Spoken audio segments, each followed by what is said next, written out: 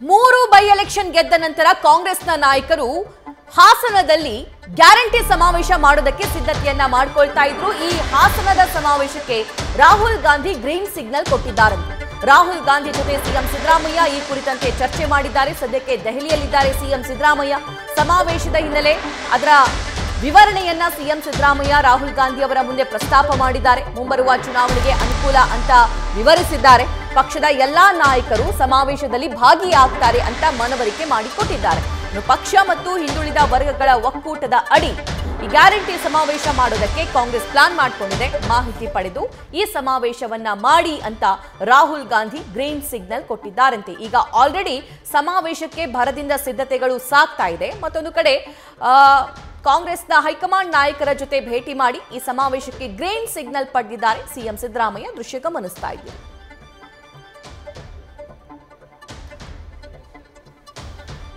ಎಲ್ಲ ಡೆವಲಪ್ಮೆಂಟ್ ಬಗ್ಗೆ news desk ಇಂದ ನಮ್ಮ ಸೀನಿಯರ್ ಕರೆಸ್ಪಾಂಡೆಂಟ್ ಜಗದೀಶ್ ಮತ್ತಷ್ಟು ಲೈವ್ ಡೀಟೇಲ್ಸ್ ನೀಡ್ತಾ ಹೋಗ್ತಾರೆ. ಜಗದೀಶ್, ಹಾಸನದ ಸಮಾವೇಶಕ್ಕೆ ಹೈಕಮಾಂಡ್ ಗ್ರೀನ್ ಸಿಗ್ನಲ್, ಹೆಚ್ಚಿನ ಮಾಹಿತಿ ಏನೇನಿದೆ?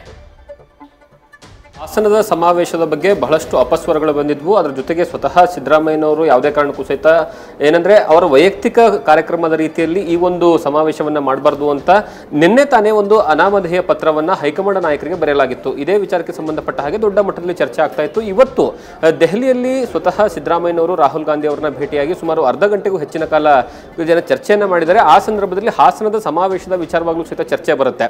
ಅಂದ್ರೆ ಹಾಸನದಲ್ಲಿ ಈ ರೀತಿಯಾಗಿ ಒಂದು ಏನಂದ್ರೆ ಹಿಂದುಳಿದ ವರ್ಗದ ಒಕ್ಕೂಟದ ಒಂದು ನಾಯಕರೆಲ್ಲ ಸೇರ್ಬಿಟ್ಟು ಒಂದು ಸಮಾವೇಶವನ್ನ ಮಾಡ್ತಾ ಇದ್ದಾರೆ. ಅಲ್ಲಿ ದೊಡ್ಡ ಮಟ್ಟದಲ್ಲಿ ಸುಮಾರು ಲಕ್ಷಾಂತರ ಜನ ಏನಂದ್ರೆ ಕಾಂಗ್ರೆಸ್ನ ಕಾರ್ಯಕರ್ತರಾಗಿರ್ಬೋದು, ಅಭಿಮಾನಿಗಳಾಗಿರ್ಬೋದು ಸೇರ್ತಾ ಇದ್ದಾರೆ. ಆ ಕಾರ್ಯಕ್ರಮಕ್ಕೆ ತುಂಬಾ ಹೆಲ್ಪ್ ಆಗುತ್ತೆ ಆ ಕಾರ್ಯಕ್ರಮವನ್ನ ಮಾಡಿದ್ರೆ ಅನ್ನುವಂತಹ ವಿಚಾರವನ್ನ ಸ್ವತಃ ಸಿದ್ದರಾಮಯ್ಯನವರು ರಾಹುಲ್ ಗಾಂಧಿ ಅವರಿಗೆ ಮನವರಿಕೆ ಮಾಡುವಂತಹ ಕೆಲಸವನ್ನ ಮಾಡ್ತಾರೆ. ಅಲ್ಲಿ ಅವರು ಮೆನ್ಷನ್ ಮಾಡುವಂತಹ ವಿಚಾರ ಏನು ಅಂತಂದ್ರೆ, ಸ್ಪೆಷಲಿ ಈ ತಾಲೂಕಾ ಪಂಚಾಯತ್ ಮತ್ತು ಜಿಲ್ಲಾ ಪಂಚಾಯತ್ ಚುನಾವಣೆ ಮುಂದಿನ ದಿನಗಳಲ್ಲಿ ಬರ್ತಾ ಇರೋ ಕಾರಣಕ್ಕಾಗಿ ಈಗ ಹಳೆ ಮೈಸೂರು ಪ್ರಾಂತ್ಯ ಮತ್ತು ಅದರಲ್ಲೂ ಸ್ಪೆಷಲಿ ಹಾಸನದಲ್ಲಿ ಮಾಡ್ತಾ ಇರುವಂತಹ ಕಾರಣ ಏನು ಅಂತಂದ್ರೆ, ಹಾಸನದಲ್ಲಿ ಜೆಡಿಎಸ್ ನ ಭದ್ರಕೋಟೆ ಆಗಿದೆ. ಅಲ್ಲಿ ಪಕ್ಷ ಸಂಘಟನೆಯನ್ನ ಮಾಡಬೇಕಾದಂತಹ ಅನಿವಾರ್ಯತೆ ಇದೆ. ಅದರ ಜೊತೆಗೆ ಹಾಸನದಲ್ಲಿ ಮಾಡೋ ಕಾರಣಕ್ಕಾಗಿ ಒಟ್ಟು 6 ಜಿಲ್ಲೆಗಳ ಮೇಲೆ ಅದರ ಏನೋ ನೇರವಾದಂತಹ ಪರಿಣಾಮ ಬೀರುತ್ತೆ. ಅದು ಯಾವ್ಯಾವುದು? ಮೈಸೂರು ಆಗಿರ್ಬೋದು, ಚಿಕ್ಕಮಗಳೂರು ಆಗಿರ್ಬೋದು, ಹಾಸನ ಆಗಿರ್ಬೋದು, ಅದರ ಜೊತೆಗೆ ಕೊಡಗು ಮತ್ತೆ ಈ ಭಾಗದಲ್ಲಿ ಎಲ್ಲಾ ಕಡೆನೂ ಸಹಿತ ಜನರು ಕಾರ್ಯಕರ್ತರು ಬರ್ತಾ ಇದ್ದಾರೆ.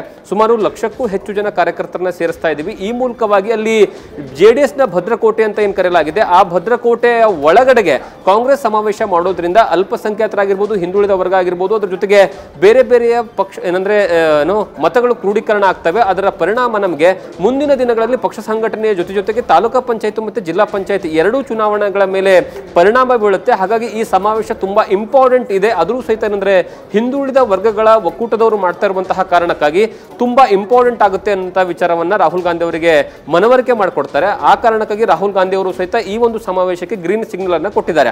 ಈ ಕಾರಣಕ್ಕಾಗಿ ಈಗ ಒಂದು ರೀತಿಯಲ್ಲಿ ಸಿದ್ದರಾಮಯ್ಯನವರಿಗೆ ಒಂದು ರೀತಿಯ ಬಿಗ್ ರಿಲೀಫ್. ಕಾರಣ ಏನು ಅಂತಂದ್ರೆ, ಯಾರೆಲ್ಲ ಏನಂದ್ರೆ ಹಿಂದ್ಗಡೆ ಕೂತ್ಕೊಂಡು ಅನಾಮಧೇಯ ರೀತಿಯಲ್ಲಿ ಪತ್ರವನ್ನ ಬರೆಯೋದು ಮತ್ತೆ ಈ ಸಮಾವೇಶವನ್ನ ತಡಿಬೇಕು ಅಂತ ಪ್ಲಾನ್ ಮಾಡ್ಕೊಂಡಿದ್ರಲ್ಲ, ಅದೆಲ್ಲದಕ್ಕೂ ಸಹಿತ ಬ್ರೇಕ್ ಬಿಟ್ಟಿದೆ.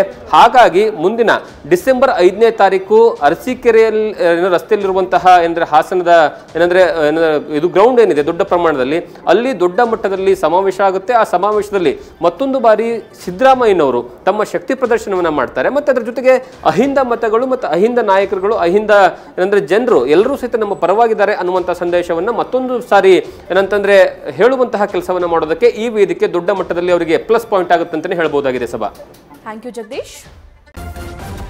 ನ್ಯೂಸ್ ಫಸ್ಟ್, ನಿರ್ಭೀತಿಯಿಂದ ನಿಮ್ಮ ಪರವಾಗಿ.